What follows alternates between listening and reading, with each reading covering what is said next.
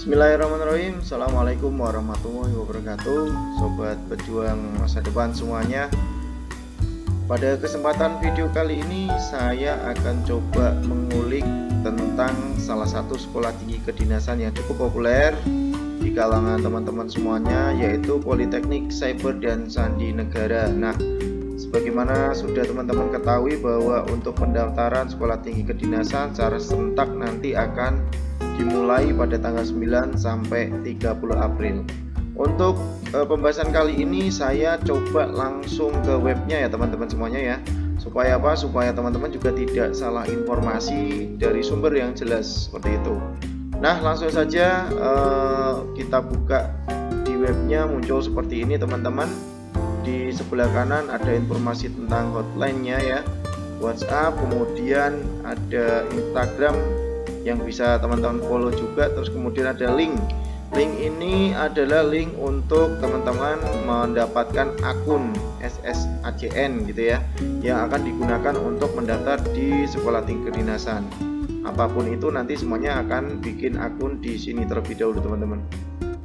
Langsung saja kita kulik tentang Politeknik Cyber dan Sandi Negara ya. Masuk ke persyaratan umum. Di sini bisa teman-teman baca juga ya. Syarat yang pertama adalah WNI, bertakwa kepada Tuhan Yang Maha Esa, setia dan taat kepada Pancasila, UUD 45 dan NKRI. Kemudian yang syarat kedua ini yang teman-teman perlu ketahui bahwa untuk Poltek SSN di tahun 2022 ini tidak menerima taruna perempuan. Semuanya syaratnya adalah pria dengan usia minimal 17 tahun dan tidak melebihi dari 21 tahun pada tanggal 31 Desember 2022. Kalau nanti tanggal 31 Desember 2022 teman-teman usianya sudah 22 tahun, maka sudah tidak bisa ikut mendaftar. Kemudian yang berikutnya, siswa kelas 12 atau lulusan, artinya yang sudah lulus kemarin gitu ya, dari SMA jurusan IPA, hanya jurusan IPA ya teman-teman ya. Hanya jurusan IPA. Kalau ada bahasa dan IPS tidak diperkenankan untuk melakukan pendaftaran. Jangan ngeyel ya teman-teman ya. Kemudian yang kedua adalah madrasah aliyah jurusan IPA. Kembali lagi jurusan IPA. Kak, kok diskriminatif? Tidak, karena memang persyaratannya seperti ini. Ini kaitannya dengan keilmuan yang sudah teman-teman pelajari di SMA atau di MA. Kemudian ada juga di jurusan dari SMK ya. SMK Teknik Elektronika dengan kekhususan teknik audio video, kemudian teknik elektronika industri, teknik elektronika daya dan komunikasi, dan yang terakhir berasal dari SMK TI, bidang keahlian teknologi dan informasi komunikasi. Jurusannya bisa rekayasa perangkat lunak, teknik komputer dan jaringan, sistem informatika jaringan dan aplikasi. Boleh dari negeri maupun swasta ya sekolahnya ya teman-teman ya. Kemudian syarat yang berikutnya, nilai matematika dan bahasa Inggris teori ya, pengetahuan masing-masing, artinya berarti nilai matematika dan bahasa Inggrisnya tidak digabung gitu ya. Minimal 80 pada semester 4 dan semester 5. Menyertakan surat keterangan konversi nilai rapot skala 0 sampai 100 yang telah dilegalisir dan ditandatangani oleh kepala sekolah bersangkutan bila nilai rapot menggunakan skala huruf. Kemudian yang berikutnya, menyertakan transkrip nilai rapot dalam bahasa Indonesia. Ini bagi sekolah yang menggunakan selain bahasa Indonesia ya teman-teman. Yang berikutnya, syarat berikutnya, sehat jasmani dan rohani, tidak buta warna parsial. Buta warna parsial itu maksudnya yang hanya warna-warna tertentu saja maupun total. Jadi baik parsial maupun total tidak diperkenankan untuk mendaftar. Kemudian tidak cacat fisik dan mental, serta tidak memiliki penyakit bawaan dan atau menular yang dapat mengganggu proses belajar. Ini saya kira cukup jelas teman-teman ya. Kemudian yang syarat berikutnya, tinggi badan. Nah, ini bagi kalian penting nih. Tinggi badan minimal 165 cm dengan berat badan seimbang yang dibuktikan dengan surat hasil pemeriksaan dari dokter puskesmas setempat. Jadi ada buktinya, yaitu surat pemeriksaan dari dokter ya.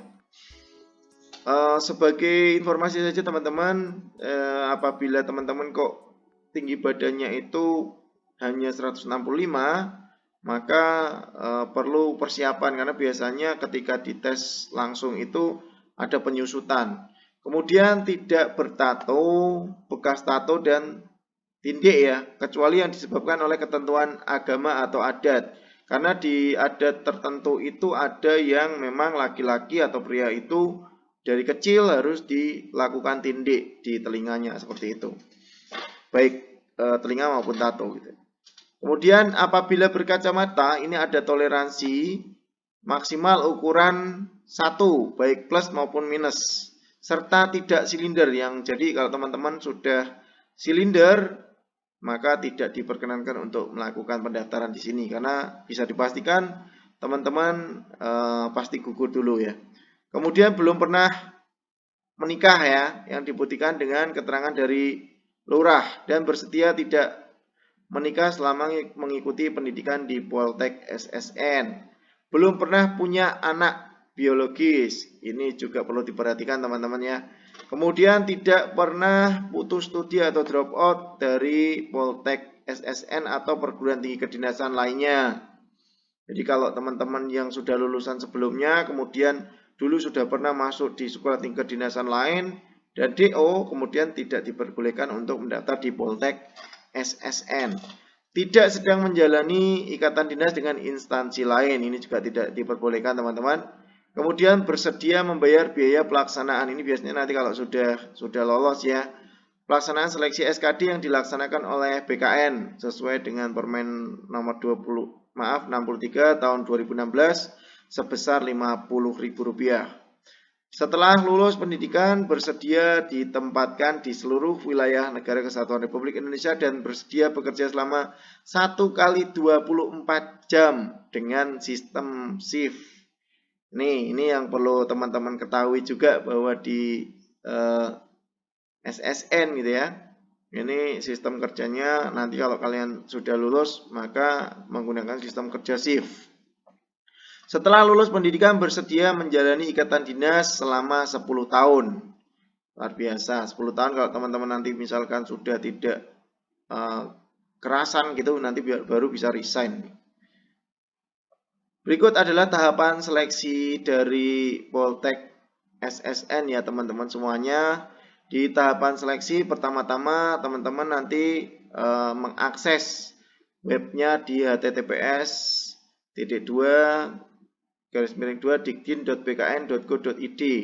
Kemudian membuat akun tentu saja nanti mendaftar. Kemudian seleksi kompetensi dasar atau SKD, seleksi akademik, seleksi kesehatan, seleksi kesemaptaan, psikologis dan wawancara penelitian personil.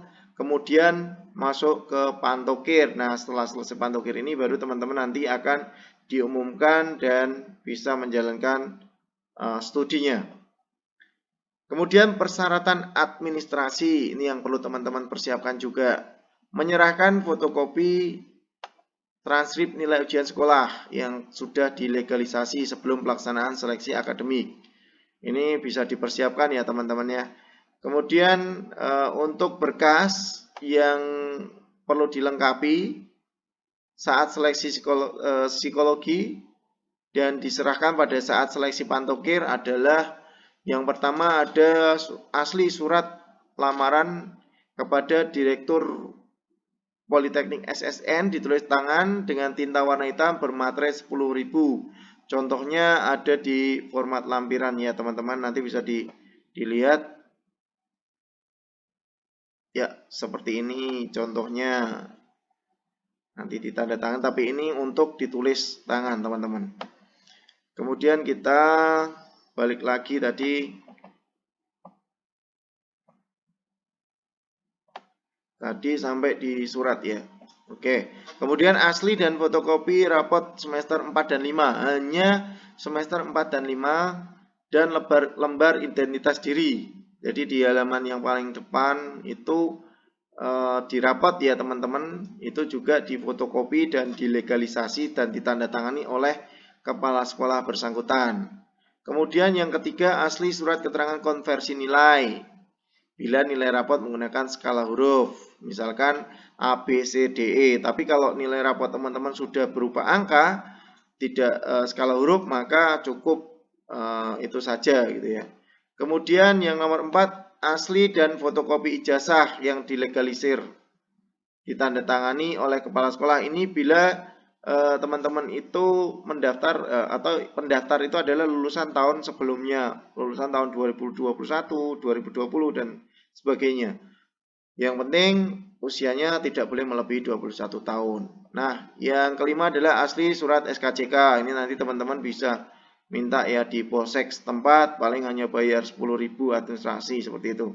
Kemudian yang keenam, surat pernyataan yang ditandatangani pelamar diketahui oleh orang tua menyatakan sanggup tidak menikah dan mengikuti pendidikan, sanggup mengganti biaya pendidikan apabila melanggar.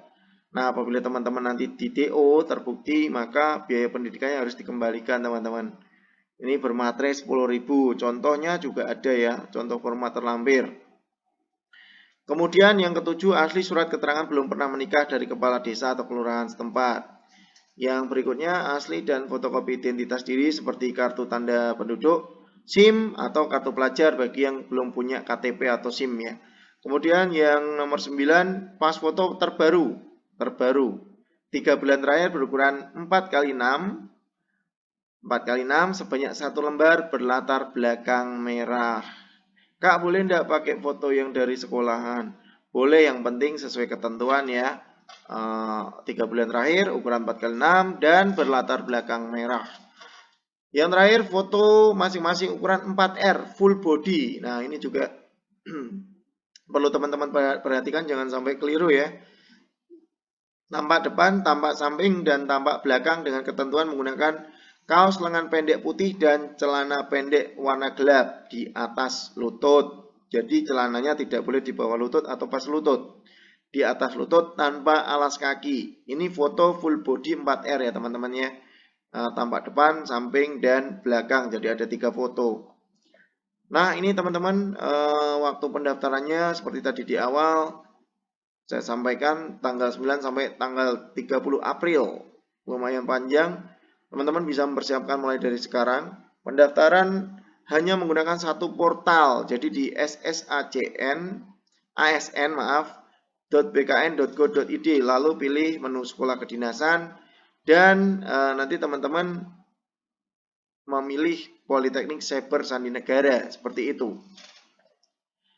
Kemudian untuk melengkapi persyaratan, teman-teman juga untuk membuat akun ya, cetak kartu informasi akun. Ini teman-teman yang perlu dipersiapkan untuk membuat akun di dikdin.bkn.go.id. Ada yang pertama file pas foto, bukan hasil scan ya. Ingat, bukan hasil scan. File pas foto, jadi berupa filenya langsung, bukan foto terus kemudian di scan. Berwarna terbaru 3 bulan terakhir dengan latar belakang warna merah. Formatnya JPG, ukuran maksimal 200 KB. Kemudian untuk scan KTP asli, ini juga sama, formatnya JPG, ukuran maksimal 200 KB. Kemudian halaman profil identitas lengkap pada rapot asli. Nah, ini ada contohnya teman-teman, nanti bisa diklik ya. Nilai rapot semester 4 dan 5, serta memuat nilai pengetahuan matematika dan bahasa Inggris, digabungkan dalam satu PDF. Jadi filenya itu berupa satu file PDF teman-teman. Jadi nanti kalian bisa mengakses untuk merger PDF ya. Jadi beberapa file PDF terus kemudian dijadikan satu. Ada secara online, ada aplikasinya, atau tanpa aplikasi via web langsung bisa. Ukuran maksimalnya 1000 KB, formatnya PDF. Kemudian yang keempat adalah scan hasil pemeriksaan kesehatan puskesmas. Mencantumkan tinggi badan dan berat badan, formatnya PDF, dan ukuran maksimalnya 200 KB. Yang kelima, scan surat pernyataan diri sebagai persetujuan persyaratan umum bermaterai 10.000. Ini juga formatnya PDF, jadi kalau teman-teman nanti menyekan, bisa disetting untuk format PDF, gitu ya. Maksimal 200 KB. Kemudian peserta mengecek resume dan cetak kartu pendaftaran SSCN Sekolah Kedinasan tahun 2022 dapat melihat hasil verifikasi dengan cara login ke portal SSCN Sekolah Kedinasan pada tanggal yang telah ditentukan oleh panitia SPTB Poltek SSN. Peserta yang dinyatakan lulus verifikasi administrasi akan mendapatkan kode pembayaran dengan cara login ke portal SSCN Sekolah Kedinasan. Lakukan pembayaran kode billing untuk SKD ya. Jadi untuk SKD itu tadi ada biaya sebesar 50.000. Nanti kalau teman-teman sudah lolos secara administratif, nanti baru dapat kode billing yang bisa teman-teman tindak lanjuti dengan melakukan pembayaran. Pengumuman peserta yang lulus seleksi berkas dan berhak mengikuti SKD akan diinfokan pada web poltek.ssn.ac.id/pendaftaran.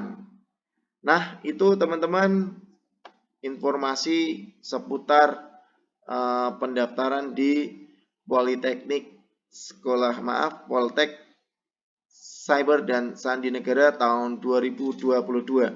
Semoga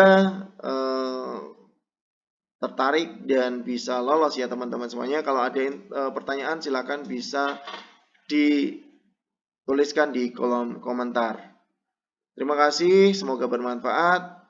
Jangan lupa subscribe dan share ya teman-teman. Assalamualaikum warahmatullahi wabarakatuh.